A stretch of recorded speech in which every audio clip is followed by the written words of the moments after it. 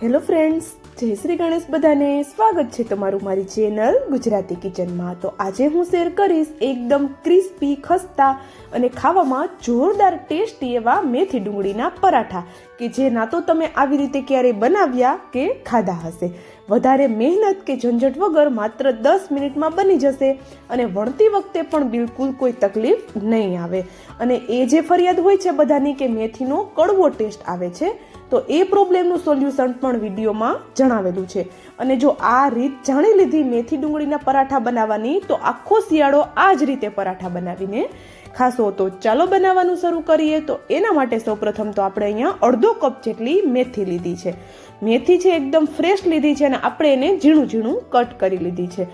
હવે મેથી છે એનો કડવો ટેસ્ટ ન આવે એના માટે આપણે અહીંયા સ્વાદ પ્રમાણે મીઠું એડ કરી દીધું. તો જો મીઠું છે લોટના ભાગનું પણ અત્યારે જ આપણે એડ કરી દીધું છે, પણ તમને અંદાજ ન આવે તો અત્યારે તમે પહેલાં થોડું ઓછું મીઠું એડ કરી શકો છો. મીઠું છે ને સરસ એવું મેથી સાથે મિક્સ કરી અને થોડી વાર માટે સાઈડમાં રાખી દઈએ.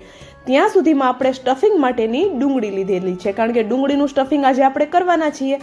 તો આ રીતે ડુંગળીને એકદમ જેટલું બને એટલું પાતળું કટ કરીને રેડી કરવાની છે. તો જો અહીંયા આપણે એકદમ પાતળું એવું ડુંગળીને લાંબુ સ્લાઇસમાં કટ કરી લીધું છે. તો હવે આપણે એમાં થોડા મસાલા કરશું. તો સૌપ્રથમ તો આપણે અહીંયા લીલા ધાણા એડ કરી દીધા 1 મુઠ્ઠી જેટલા. અડધી ચમચી જેટલો આપણે લાલ મરચું પાવડર એડ કરી દીધો. અડધી ચમચીથી ઓછી હિંગ એડ કરી દીધી અને 1 ચમચી જેટલું આપણે ધાણા જીરું પાવડર એડ કરી દીધો. 1 ચપટી જેટલી જ માત્ર આપણે હળદર એડ કરી દીધી અને 1 ચમચી જેટલો આપણે આમચૂર પાવડર એડ કરી દીધો એકદમ ચટપટા ટેસ્ટ માટે. અને સ્વાદ પ્રમાણે મીઠું એડ કરશું. તો અને સાથે જ આપણા જે પરાઠા છે એનો એકદમ જોરદાર એવો ટેસ્ટ આવે અને આપણું સ્ટફિંગ છે એ થોડું શાઇની બને એના માટે મેં અહીંયા અથાણાનો જે થોડો મસાલો અને એની ઉપર જે તેલ હોય છે અથાણાનું એ લીધું છે. જો તમે અહીંયા અથાણાનું તેલ કે અથાણું ન લેવા માંગતા હોય તો તમે નોર્મલ મગફળીનું સિંગ તેલ હોય છે એ પણ લઈ શકો છો, અથવા તો તમારા ઘરમાં જે પણ તેલ ખવાય છે 1 ચમચી જેટલું તેલ અહીંયા ઉપયોગમાં લઈ શકો. પણ જે આ અથાણાનું તેલ હોય છે એનો ટેસ્ટ ખૂબ જ સરસ એવો આવે છે. હવે આપણે બધું સરસ એવું એક વખત મિક્સ કરી દીધું અને હવે આપણે અહીંયા લાસ્ટમાં અડધી ચમચી જેટલો કિચન કિંગ મસાલો એડ કરશું. મેગી મસાલો પણ તમે એડ કરી શકો છો, અથવા તો તમારી પસંદનો કોઈ પણ ગરમ મસાલો કે બીજો કોઈ પણ મસાલો પણ એડ કરી શકો છો. હવે હાથની મદદથી એકદમ સરસ એવી બધી વસ્તુને અને મસાલાને સરસ એવા મિક્સ કરી લેવાના છે, જેથી કરીને ડુંગળી આપણી છે એ હલકી એવી સોફ્ટ થઈ જાય ને આપણે જ્યારે એનું સ્ટફિંગ કરીએ ત્યારે વણતી વખતે બિલકુલ પ્રોબ્લેમ ન આવે. તો હવે આપણે આને થોડી વાર માટે સાઈડમાં રાખી દઈએ કે જ્યાં સુધીમાં એનું જે પાણી છે એ રિલીઝ ન થઈ જાય. તો એને સાઈડમાં રાખી દીધું અને ફરી પાછી મેથી જોઈ લઈએ. તો જો મેથી છે એને હાથની મદદથી એકદમ સરસ એવી આપણે મસળી લેવાની છે. તો મીઠા સાથે મેથીને આ રીતે મસળશું એટલે એની જે કડવાહટ છે એ દૂર થઈ જાય. અહીંયા મેથીને આપણે સરસ એવી હાથની મદદથી મસળી લીધી અને હવે આપણે એમાં લોટ એડ કરશું. તો પરાઠા છે એને એકદમ સરસ એવા ખસ્તા બનાવવા માટે આપણે અહીંયા એક નાની વાટકી જેટલો બેસન એડ કરેલો છે, એટલે કે 4 થી 5 ચમચી જેટલો આપણે બેસન એડ કરેલો છે. અને સાથે જ પરાઠાનો કલર સારો લાવવા માટે અને ક્રિસ્પી બનાવવા માટે 3 થી 4 ચમચી જેટલો રવો એડ કરેલો છે. અને અડધો કપ જેટલો આપણે ઘઉંનો ઝીણો લોટ એડ કરી દીધો. 2 ચમચી જેટલા તલ અને 1 ચમચી જેટલા આપણે અજમા એડ કરી દીધા. આ લોટ છે એનું પ્રમાણ તમે તમારી રીતે થોડું વધારે ઓછું કરી શકો છો. સાથે જ 1 ચમચી જેટલું આપણે ઘીનું મોણ કરેલું છે. ઘીના મોણથી પરાઠા છે એ સરસ એવા ખસ્તા બને છે. અને અહીંયા અડધી ચમચી જેટલું આપણે હળદર એડ કરી દીધી છે. તો એક વખત મેથી સાથે આ બધા લોટને આપણે મિક્સ કરી લઈએ. તો આપણે 3 લોટને ભેગા કરીને આજે આપણે આ પરાઠા બનાવવાના છે. સાથે થોડું થોડું પાણી એડ કરી એકદમ સોફ્ટ એવો આપણે લોટ બાંધીને તૈયાર કરવાનો છે. તો જો બેસન છે એટલે આપણો પરાઠા છે એ વધારે બિલકુલ ફાટશે નહીં, કારણ કે બેસન છે એ હલકો એવો ચીકણો હોય છે. તો જો અહીંયા સરસ એવો આપણે લોટ છે એને સોફ્ટ એવો બાંધીને રેડી કરીએ છીએ. અને મેં જેમ પહેલાં કહ્યું એમ કે રવો અને બેસનનું પ્રમાણ તમે તમારી રીતે થોડું વધારે ઓછું કરી શકો છો, પણ આ બંને લોટ એડ કરવાથી આપણા જે પરાઠા બને છે ખાવામાં એકદમ ખસ્તા એવા બને છે, ખાવાની ખૂબ મજા આવે છે. હવે જો અહીંયા જોઈ શકો છો એકદમ સોફ્ટ એવો લોટ બાંધી લીધો છે આપણે, પણ રવો એડ કર્યો છે એટલે લોટ છે થોડો ટાઈટ થશે. તો એને થોડી વાર માટે સાઈડમાં રાખીએ. ફરી પાછું આપણું સ્ટફિંગ લઈ લઈએ. તો સ્ટફિંગ છે અત્યારે ખૂબ પાણી રિલીઝ થયું છે એમાંથી. તો જો આવું સ્ટફિંગ ભરશું તો પરાઠા છે એકદમ ફાટશે અને બિલકુલ વણાશે નહીં. તો એના માટે શું કરીએ કે 3 થી 4 ચમચી જેટલા ચોખાના પૌવાને મિક્સર જારમાં લઈ આપણે એનો પાવડર બનાવી લીધો. તો આ ચોખાના પૌવાનો પાવડર આપણે સ્ટફિંગ ઉપર આ રીતે એડ કરી અને સરસ એવો એને મિક્સ કરવાનો છે. તો જો અહીંયા ચોખાના પૌવાનો પાવડર એડ કરશું એટલે સ્ટફિંગમાં બિલકુલ કોઈ પણ જાતનો કાચો ટેસ્ટ નહીં આવે. તો અને આપણું જે સ્ટફિંગ છે એકદમ સરસ એવું ડ્રાય થઈ જશે.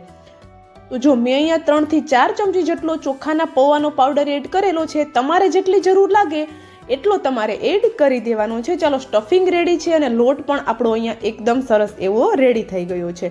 જો આ સ્ટેજ ઉપર તમને લોટ થોડો ઢીલો કે થોડો ટાઈટ લાગે તો તમારી રીતે તમે એને એડજસ્ટ કરી અને એકદમ સોફ્ટ એવો લોટ આપણે બાંધી લેવાનો છે. ઉપરથી તેલ એડ કરી સરસ એવું મસળી લીધું અને એમાંથી આપણે રોટલી બનાવીએ એના કરતાં મોટી સાઈઝનો એક લુવો લઈ લઈએ. હવે આપણે પરાઠાને ભરવાના છે.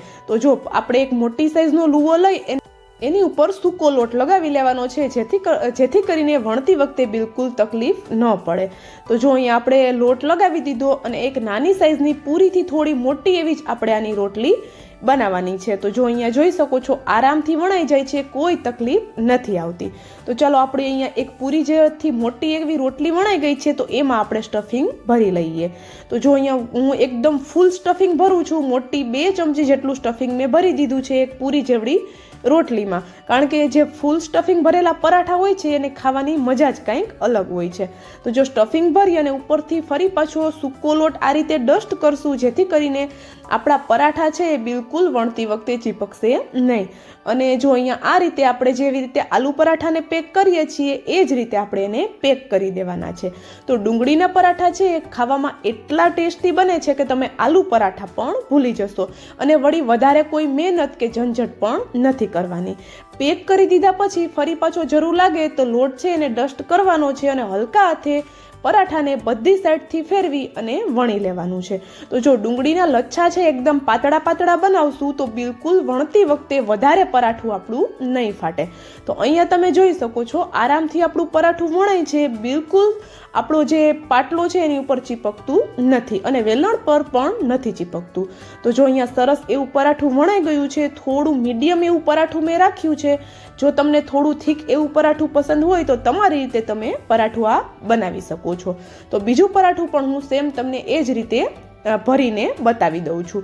તો જો અહીંયા આપણે પેક સરસ એવું કરી દીધું અને આપણે એની ઉપર લોટ ડસ્ટ કરી અને હલકા હાથે પરાઠાને બંને સાઈડ ફેરવી અને વણી લેવાનું છે. તો આપણે ડુંગળીનું સ્ટફિંગ કર્યું છે તો એવું નથી કે આપણે એક એક પરાઠું બનાવતું જવાનું છે અને શેકતું જવાનું છે. તમે એક સાથે બધા પરાઠા વણી અને પછી શેકશો તો પણ કોઈ પ્રોબ્લેમ નથી આવવાનો. તો જો અહીંયા બધા પરાઠા આપણે વણી લીધા છે અને આપણે જેટલો લોટ બાંધ્યો તો એમાંથી 4 પરાઠા આપણા બની ગયા છે. તો પરાઠાને સૌપ્રથમ શેકવા માટે તવાને સરસ એવો ગરમ કરી ગેસની ફ્લેમ સ્લો કરી દઈએ અને એમ જ પહેલાં બંને સાઈડથી પરાઠાને શેકી લેવાનું છે. બંને સાઈડથી સરસ એવું શેકાઈ જાય પછી જ આપણે એની ઉપર તેલ કે ઘી કે પછી બટર તમને જે પસંદ હોય એ લગાવી અને ગેસની ફ્લેમ એકદમ હાઈ રાખી અને બંને સાઈડથી ક્રિસ્પી થાય ત્યાં સુધી શેકી લેવાનું છે. તો આ મેં જે ટિપ્સ બતાવી છે એ ટિપ્સ સાથે જો પરાઠું શેકશો તો પરાઠું છે એકદમ ક્રિસ્પી બનીને તૈયાર થશે. તો જો એક સાઈડથી તેલ લગાવી આપણે એને પલટાવી લીધું, સેમ એ જ રીતે હું બીજી સાઈડથી પણ તેલ લગાવી દઉં છું. અત્યારે હું તેલ સાથે શેકું છું પરાઠું, પણ જો તમે ઘી સાથે શેકો બાળકો માટે બનાવતા હોય તો એકદમ આનાથી પણ વધારે ખસ્તા બનીને તૈયાર થશે. તો જો આ રીતે આપણે એને તવા ઉપર ફેરવતું રહેવાનું છે, જેથી કરીને બધી સાઈડથી એકદમ સરસ એવું શેકાઈ જાય. અને જો આપણે એને પલટાવીએ છીએ તો જોઈ શકો છો તમે એકદમ સરસ એવો એનો કલર આવ્યો છે. તો તમારે આને જેટલું ક્રિસ્પી બનાવવું હશે એટલું ક્રિસ્પી બનીને પરાઠું તૈયાર થશે. તો જોઈને જ મોઢામાં પાણી આવે એવા પરાઠા બને છે. તો ચોક્કસથી રેસીપી ટ્રાય કરવા જેવી છે. અને હા, જો તમે અત્યાર સુધીનો વિડીયો જોઈ લીધો હોય અને એમાં તમને થોડું પણ કંઈક પસંદ આવ્યું હોય તો વિડીયોને લાઇક, શેર અને ચેનલ પર નવા હોય તો જલ્દીથી ચેનલને સબસ્ક્રાઈબ કરી દેજો આવી જ નવી નવી રેસીપી જોવા માટે. તો જો અહીંયા આપણા પરાઠા છે એકદમ બનીને રેડી થઈ ગયા છે. તો આ કડકડતી ઠંડીમાં ગરમા ગરમ આ ડુંગળીના પરાઠા સાથે દહીં ખાવાની ખૂબ જ મજા આવે છે. કોઈ પણ જાતની ચટણીની જરૂર પણ નથી પડવાની. તો સવાર કે સાંજની નાની મોટી ભૂખમાં તમે આ એકદમ જલ્દી પરાઠા બનાવી શકો છો અને એન્જોય કરી શકો છો. તો ચાલો હવે મળશું આવા જ એક નવા વિડીયો સાથે. ત્યાં સુધી જય શ્રી ગણેશ બધાને and thank you for watching.